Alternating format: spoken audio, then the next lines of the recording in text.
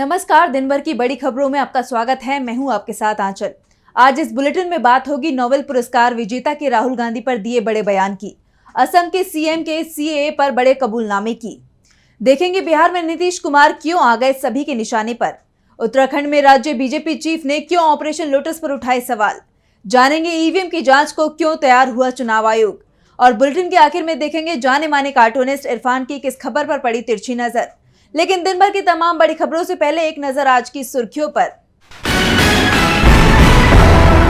Shambhu border से barricading हटाने के फैसले के खिलाफ सुप्रीम कोर्ट पहुंची हरियाणा सरकार। 22 जुलाई को होगी सुनवाई। किसानों ने दिल्ली कूच का किया ऐलान। आईएएस पूजा खेड़कर के खिलाफ सरकार का एक्शन, ट्रेनिंग रद्द। मैसूर अकादमी में रिपोर्ट करने का निर्देश। नीट मामले में अब तक की सबसे बड़ी गिरफ्तारी, ट्रक से पेपर चोरी करने वाला सीबीआई के हत्थे चढ़ा, 2 लोगों की हुई गिरफ्तारी। शेयर बाजार में तेजी, 51 अंकों की तेजी के साथ 80,716 पर बंद हुआ सेंसेक्स, तो 26 अंकों की तेजी के साथ 24,613 पर बंद हुआ निफ्टी। ये तो थी सुर्खियां। अब बात आज की सबसे बड़ी खबर की। राहुल गांधी आज देश के सबसे लोकप्रिय नेता बन चुके हैं। इंडिया गठबंधन के नेता तो यहां तक कहते हैं कि अगर राहुल को पीएम उम्मीदवार घोषित कर लोकसभा चुनाव लड़ा होता तो बहुमत इंडिया गठबंधन को मिलता। और अब नोबेल पुरस्कार विजेता ने भी राहुल गांधी की तारीफ करते हुए बड़ी बात कह दी है। देखिए रिपोर्ट। मैं राहुल गांधी को ट्रिनिटी कॉलेज के दिनों से जानता हूँ, जहाँ मैंने भी पहले पढ़ाई की और बाद में शिक्षक बन गया। उस वक्त जब राहुल मुझसे मिलने आए थे तो बिल्कुल नहीं जानते थे कि उन्हें आगे क्या करना है, क्योंकि उनको राजनीति पसंद नहीं थी। लेकिन राजनीति में आने के बाद उन्होंने असाधारण प्रदर्शन किया है। मुझे इस बात की खुशी है कि राहुल चुनाव केवल अपनी गुणवत्ता और क्षमता पर नहीं लड़ते हैं, बल्कि इस पर ध्यान देते हैं कि देश क्या चाहता है। ये बयान नोबेल पुरस्कार विजेता अमर्त्य सेन ने राहुल गांधी को लेकर दिया है। सेन ने कहा कि राहुल गांधी ने राजनीति में काफी परेशानियों का सामना किया है और राजनीति में उनका प्रदर्शन असाधारण है। सेन ने राहुल गांधी की भारत जोड़ो यात्रा को लेकर कहा कि इस यात्रा से राहुल गांधी को तो फायदा मिला ही, लेकिन उससे बढ़कर देश को बड़ा फायदा मिला है। अब वो राजनीति में स्पष्ट रूप से अपनी बात रखते हैं। संसद में विपक्ष के नेता के तौर पर उनका नेतृत्व कांग्रेस के लिए वरदान साबित होगा, क्योंकि पिछले दिनों देश में असमानता और सांप्रदायिकता में इजाफा हुआ है। अल्पसंख्यकों के अधिकारों के प्रति मुखर होना उनकी पहली भूमिका है।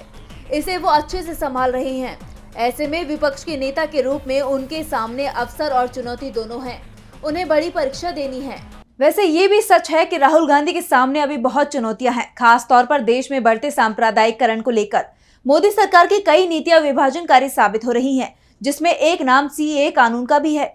लेकिन अब असम के सीएम हेमंत बिस्वा शर्मा ने सीएए की पोल खोल दी है। तो क्या कुछ कहा है शर्मा ने, देखिए इस रिपोर्ट में। नागरिकता संशोधन अधिनियम यानी सीएए के खिलाफ देश भर में लगभग 1 साल तक आंदोलन चला। महिलाओं ने भी इस योजना के खिलाफ प्रदर्शन किया।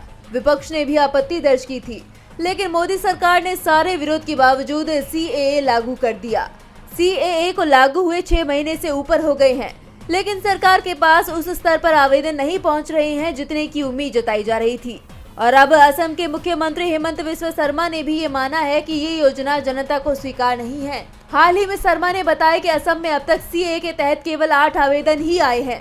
वहीं इसके कारणों पर बात करते हुए उन्होंने कहा कि जब मैंने कुछ हिंदू बंगाली परिवारों से संपर्क किया और पूछा कि वो सीएए के तहत नागरिकता के लिए आवेदन क्यों नहीं कर रहे हैं, तो उन्होंने कहा कि उन्हें यकीन नहीं है कि ये उनके लिए सही है।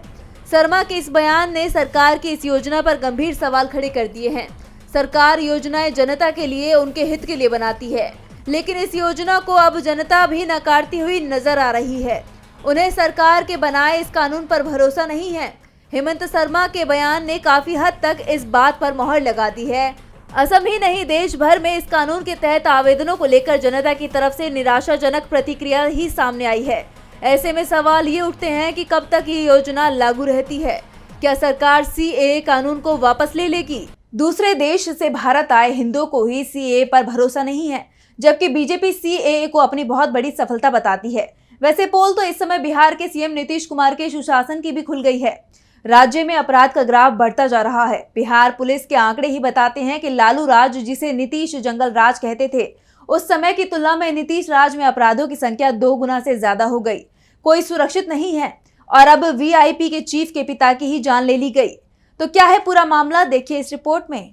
बिहार से एक बड़ी खबर सामने आई है। राज्य की विकासशील इंसान पार्टी यानी वीआईपी के चीफ मुकेश सहनी के पिता जीतन सहनी की घर में घुसकर जान ले ली गई। इस घटना की खबर से सनसनी मच गई है। मंगलवार सुबह 70 साल के सहनी का पार्थिव शरीर उनके घर से मिला है। घटना दरभंगा के घनश्यामपुर थाना के जीरत गाँव की है। मौके पर पुलिस की टीम पहुंच गई और तफ्तीश शुरू कर दी है।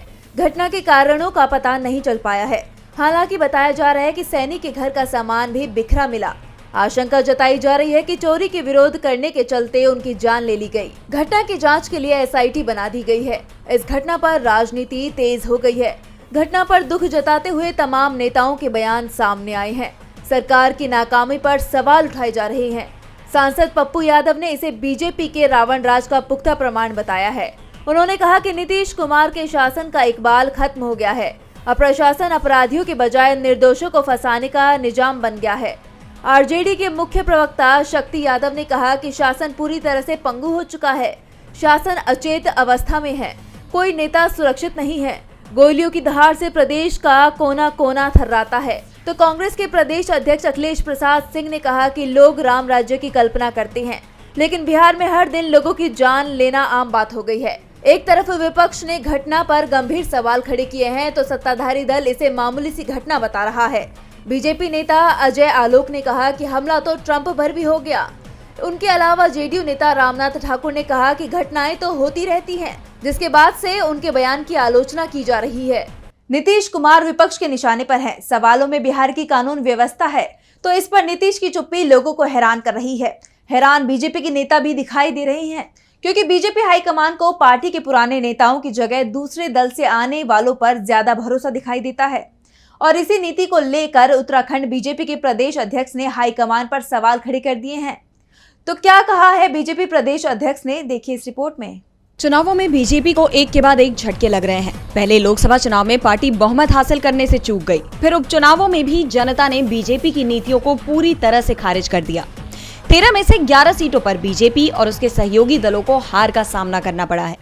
ऐसे में बीजेपी नेताओं में हार की बौखलाहट साफ नजर आ रही है। जिन सीटों पर चुनाव हुए उनमें से उत्तराखंड की 2 विधानसभा सीटें भी शामिल थी। उत्तराखंड में बीजेपी की सरकार है, लेकिन उपचुनावों में बीजेपी दोनों ही सीटें हार गई।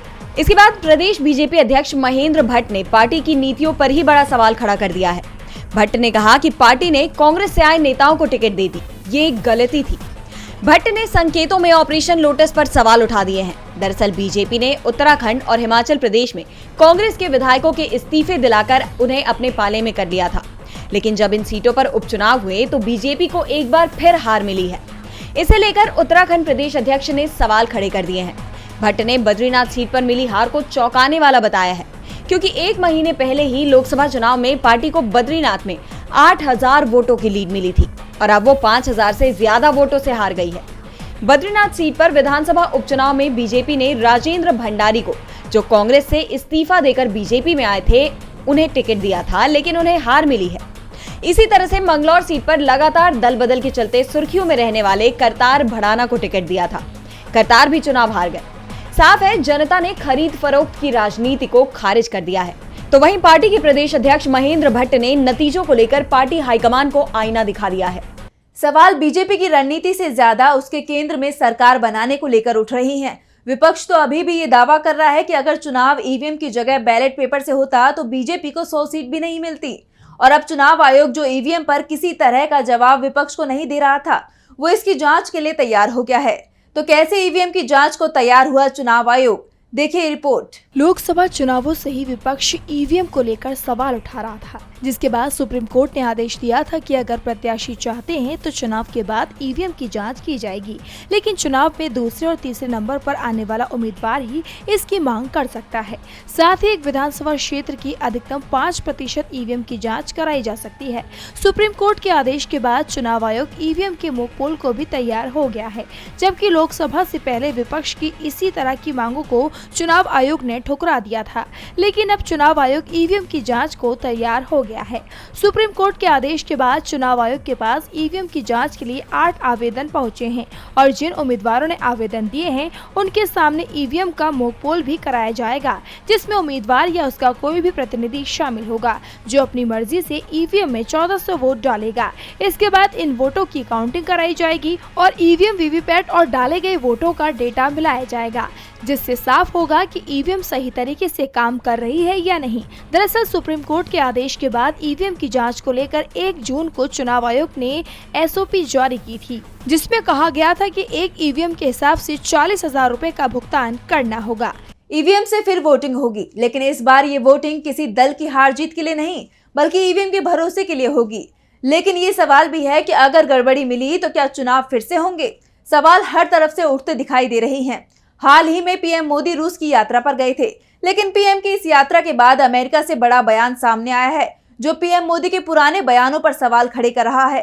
तो क्या कहा है अमेरिका ने जिससे मुश्किल में दिख रहे हैं पीएम मोदी? देखिए इस रिपोर्ट में। पीएम मोदी दावा करते हैं कि उन्होंने भारतीयों को निकालने के लिए यूक्रेन और रूस की लड़ाई रुकवा दी थी, और इस बार जब पीएम मोदी 8 जुलाई को रूस की यात्रा पर पहुंची तो पूरी दुनिया की नजरें इस यात्रा पर लगी रहीं, खासतौर पर अमेरिका की, जो नहीं चाहता था कि दुनिया का कोई भी देश रूस से किसी भी तरह का रिश्ता रखे। लेकिन भारत और रूस के संबंध बेहद पुराने हैं, इसलिए भारत अभी तक अमेरिका के दबाव में नहीं आया है। लेकिन मॉस्को यात्रा के बाद मोदी जरूर मुश्किल में फंसते दिखाई दे रहे हैं, क्योंकि अमेरिका ने पीएम मोदी से बड़ी मांग कर दी है, जिससे उनका रूस का दौरा सवालों के घेरे में आ गया है। अमेरिकी विदेश मंत्रालय के प्रवक्ता मैथ्यू मिलर ने कहा कि रूस के राष्ट्रपति पुतिन नरेंद्र मोदी के पुराने और अच्छे दोस्त हैं, तो मोदी उनसे कहकर यूक्रेन के खिलाफ युद्ध रोकने में दुनिया की मदद करे। पुतिन से कहा जाए कि वो यूएन चार्टर का सम्मान करे। अमेरिकी विदेश मंत्रालय के बयान से अब पीएम मोदी की मुश्किलें बढ़ती दिखाई दे रही हैं। पीएम मोदी के पक्ष में बीजेपी की तरफ से इस तरह के दावे किए जा रहे थे कि उनमें ताकत है कि वो यूक्रेन रूस की लड़ाई रुकवा सकते हैं। लेकिन अब अमेरिका ने ही मोदी से मांग कर दी है, जिससे पीएम मोदी बैकफुट पर दिखाई दे रहे हैं। अमेरिका की मांग का कोई भी जवाब नहीं दे रहा है। अमेरिका ने जो मांग की है उससे पीएम मोदी मुश्किल में दिखाई दे रही हैं, तो दूसरी तरफ यूपी के सीएम योगी आदित्यनाथ भी मुश्किल में दिख रहे हैं। उनके खिलाफ पार्टी के अंदर आवाजें उठने लगी हैं। अब यूपी बीजेपी के एमएलसी ने योगी को पत्र लिखकर उनके एक बड़े फैसले में बदलाव की मांग कर दी है। तो क्या है पूरा मामला, देखिए इस रिपोर्ट में। इस समय यूपी बीजेपी में कुछ ठीक नहीं चल रहा है। लगातार यूपी में कभी बीजेपी के नेता तो कभी एनडीए के सहयोगी दल बीजेपी के फैसले के खिलाफ मुखर होकर बोल रहे हैं, तो वहीं अब एक बार फिर सीएम योगी के फैसले के खिलाफ बीजेपी के नेता खड़े हो गए हैं। दरअसल परिषदीय स्कूलों के शिक्षकों की ऑनलाइन उपस्थिति की व्यवस्था लागू कराए जाने के विरोध में शिक्षकों के बाद अब बीजेपी के भीतर से भी सरकार के इस आदेश के खिलाफ आवाजें उठने लगी है। दरअसल बीजेपी एमएलसी जयपाल सिंह ने मुख्यमंत्री योगी आदित्यनाथ को चिट्ठी लिखकर शिक्षकों की ऑनलाइन उपस्थिति वाले सरकार के आदेश को अव्यवहारिक बताया। उन्होंने कहा कि अधिकांश परिषदीय विद्यालय ग्रामीण अंचल और दूर दराज क्षेत्रों में स्थित हैं, जहां नेटवर्क के साथ साथ आवागमन में भी काफी कठिनाइयां होती हैं। शिक्षक देश और समाज के निर्माण की नींव हैं। इस अव्यवहारिक आदेश से उनकी गरिमा, विश्वसनीयता और मानादेश पर प्रतिकूल प्रभाव पड़ रहा है। इसकी जाँच कर ली जाए और तब तक डिजिटल उपस्थिति न ली जाए। बता दें कि इससे पहले भी बीजेपी के नेताओं ने इस नियम का विरोध किया था, जिसके बाद एमएलसी का ये पत्र सामने आया है। तो वहीं अब इस मामले में बीएसपी सुप्रीमो मायावती ने एक्स पर प्रतिक्रिया दी है। मायावती ने कहा कि शिक्षकों की डिजिटल हाजिरी भी सरकार का एक ऐसा नया कदम लगता है जो जल्दबाजी में बिना पूरी तैयारी के ही थोप दिया गया है।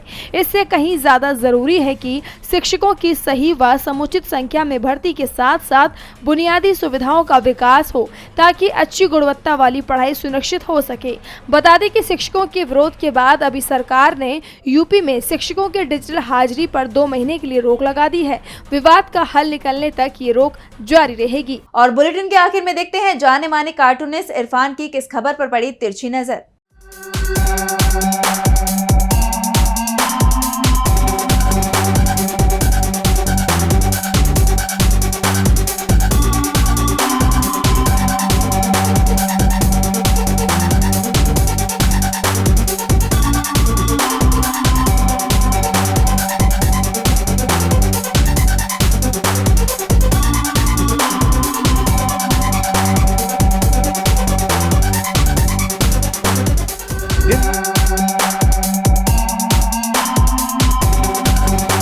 मध्य प्रदेश के एक सत्ताधारी विधायक ने छात्रों से कहा कि डिग्री किसी काम की नहीं, इससे बढ़िया है कि एक पंचर की दुकान खोल लो।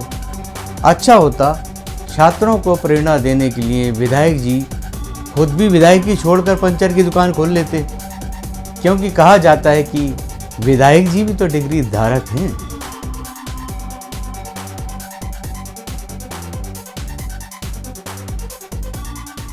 बहुत बहुत शुक्रिया इरफान जी। तो आज इस बुलेटिन में इतना ही। आप देखते रहिए DB लाइव। नमस्कार।